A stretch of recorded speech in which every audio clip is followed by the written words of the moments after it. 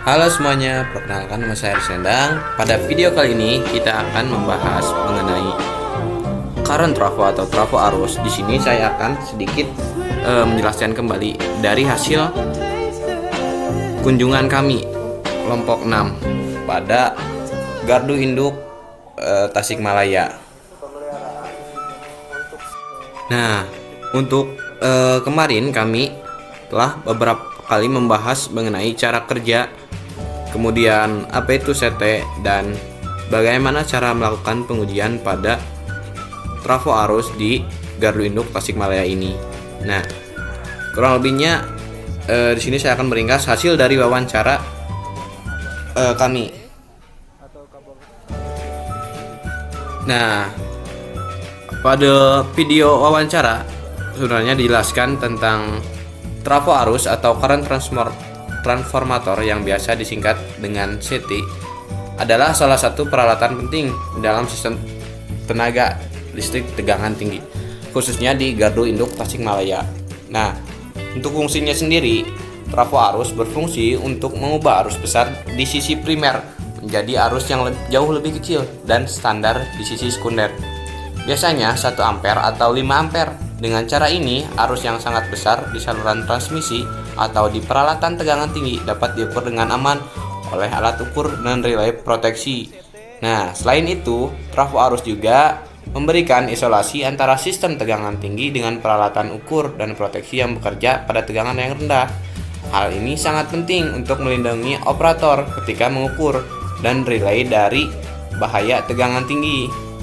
Nah, untuk prinsip kerjanya sendiri,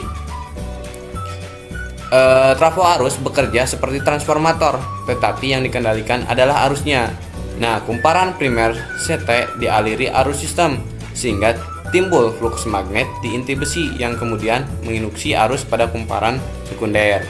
Nah, trafo arus digunakan di banyak titik, biasanya pada sisi primer dan sekunder trafo daya, pada pemutus daya, dan pada areal busbar.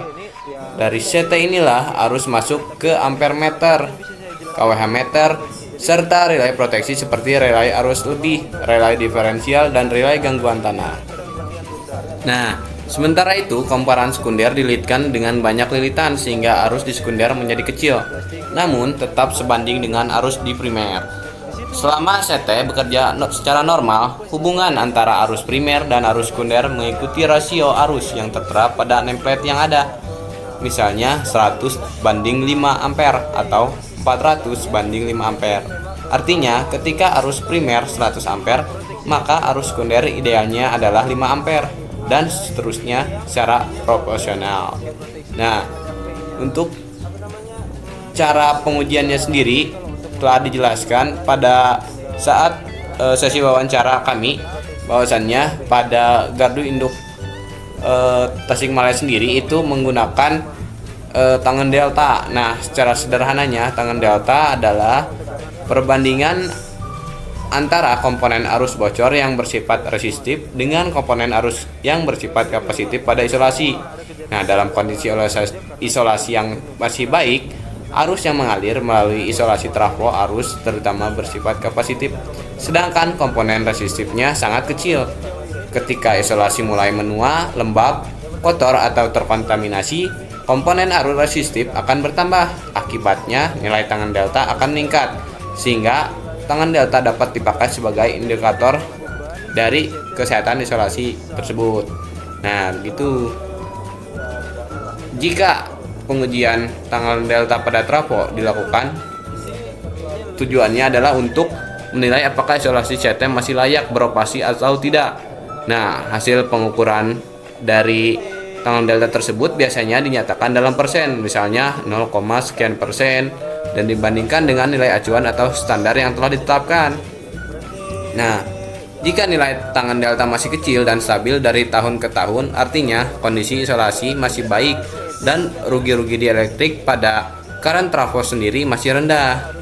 Nah, sebaliknya, jika nilai tangan delta makin besar, ini menandakan rugi-rugi dielektrik bertambah dan kualitas isolasinya menurun. Seperti itu. Dalam praktiknya, biasanya Trafo arus tidak pernah benar-benar ideal dan selalu memiliki galat atau error. Nah, biasanya ada dua jenis galat utama, yaitu galat rasio dan galat sudut fasa. Galat rasio di sini adalah perbedaan antara rasio yang seharusnya dengan rasio yang benar-benar terjadi. Sedangkan galat sudut adalah perbedaan sudut fasa antara arus primer dan arus sekunder.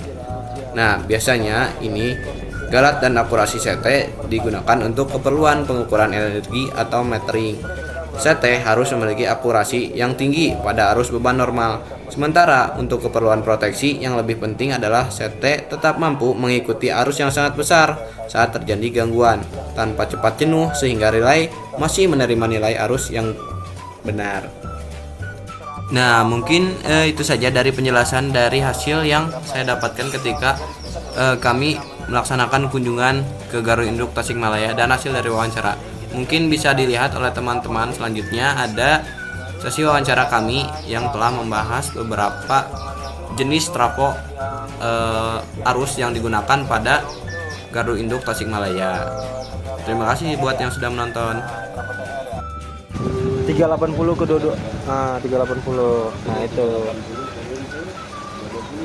Terus trafo itu ada dua jenis, trafo step up sama step down.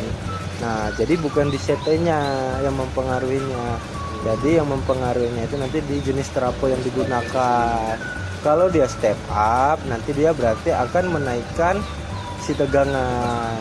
Kalau dia step down, dia akan menurunkan tegangan. Di sini trafonya step down. Kenapa? Karena kita terima 150.000 volt, nanti dialirkan untuk ke distribusinya itu 20.000. Seperti itu. Jadi yang dimaksud dengan rasio mungkin jadwalnya tuh pembacaan meter gitu.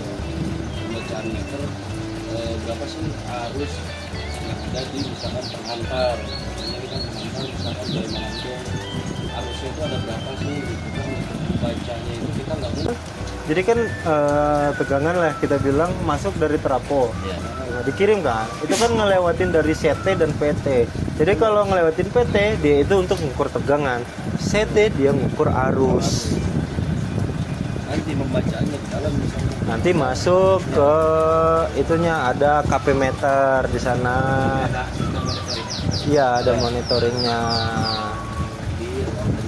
di ruang panel kontrol.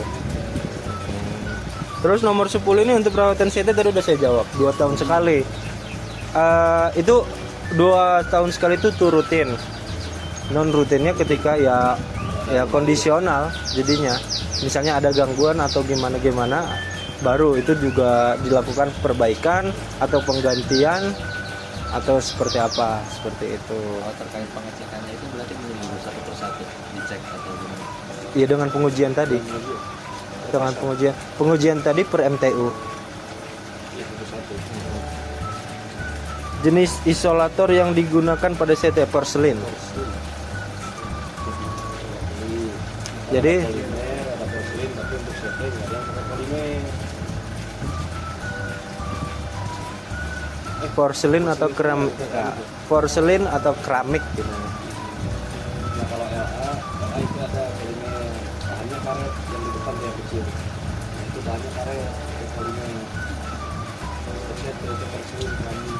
LA juga ada kami, cuman ada yang campur lah ya, ada yang pakai porselin.